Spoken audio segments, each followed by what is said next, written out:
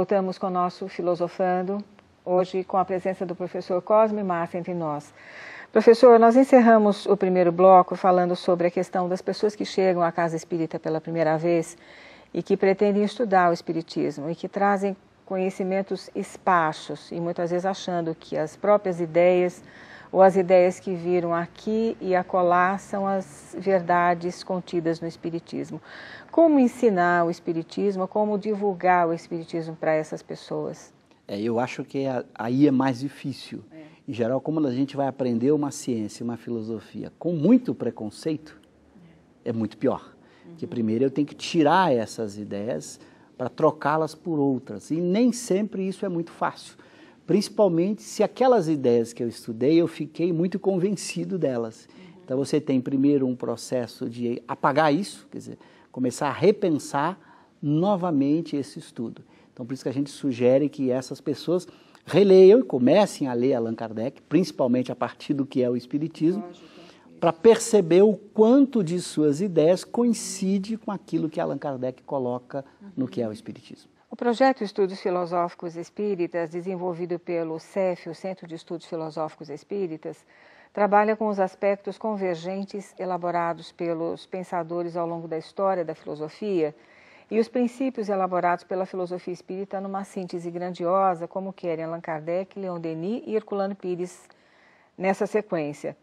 Haveria alguma possibilidade da filosofia espírita, haveria alguma possibilidade da filosofia acadêmica admitir a filosofia espírita enquanto tal, professor?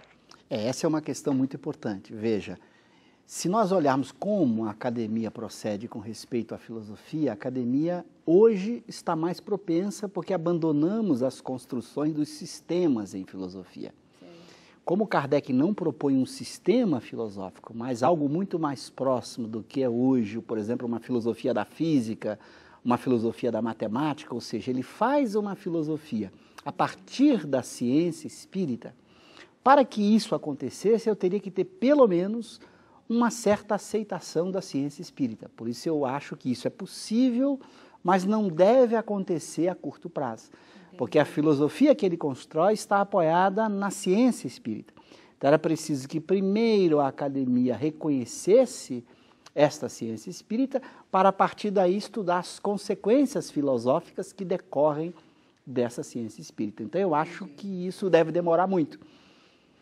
Então, mas é possível, quer dizer, é possível que a academia venha no futuro a considerar a filosofia espírita. Haveria uma espécie de preconceito com relação à filosofia espírita, ou até à ciência espírita no meio acadêmico? Eu acho Como é que o senhor muito sente mais isso? desconhecimento do espiritismo como ciência.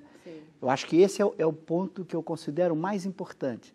De nós trabalharmos o espiritismo como ciência, para que na academia se pudesse reconhecer que ali está uma genuína ciência, com todo o rigor que uma filosofia da ciência exige para que uma ciência seja colocada como ciência.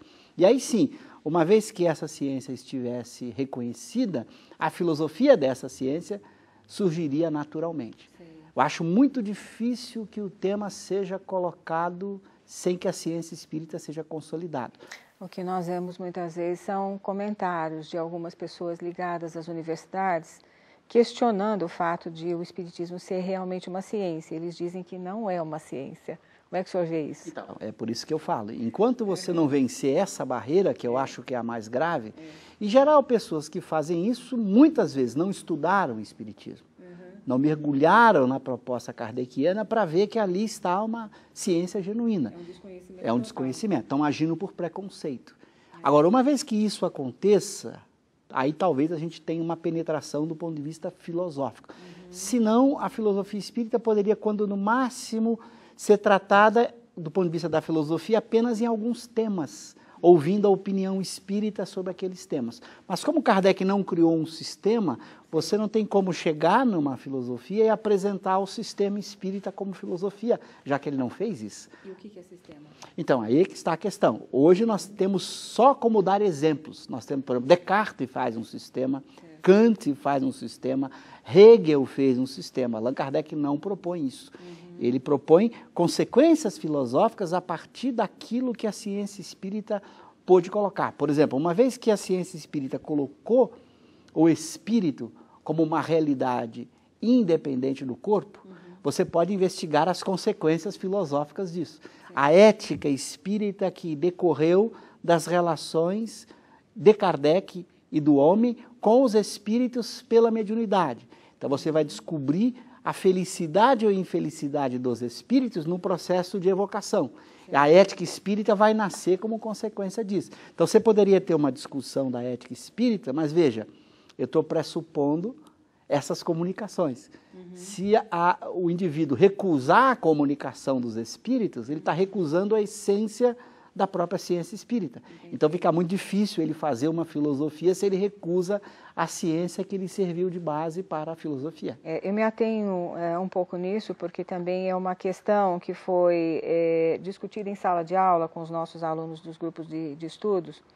Eles dizem o seguinte: poderia nos esclarecer a afirmação dada por Allan Kardec no Livro dos Espíritos, de que o conteúdo da obra traz uma filosofia racional livre dos prejuízos do espírito de sistema? Então, como é que a gente poderia organizar isso? Quer dizer, não é uma doutrina que tem um sistema e, ao mesmo tempo, precisaria ter um sistema para ser aceito no meio acadêmico. Hoje não, é o que eu disse. Antigamente, a filosofia nascia a partir dos grandes sistemas. O último grande sistema foi o de Hegel.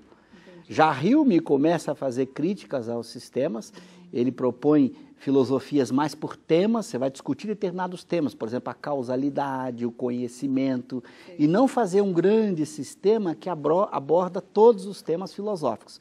Então, hoje não há mais necessidade disso, a academia já abandonou, desde o final do século XIX, início do século XX, essa pretensão de fazer sistemas. Então, não há necessidade. Mas é o que eu coloquei, a dificuldade nossa é fazer filosofia em cima da ciência espírita pela recusa da própria ciência espírita por parte de alguns acadêmicos, ou da academia de uma forma geral. Esse assunto é apaixonante, não é verdade? Mas nós vamos para um pequeno intervalo, mas já voltaremos.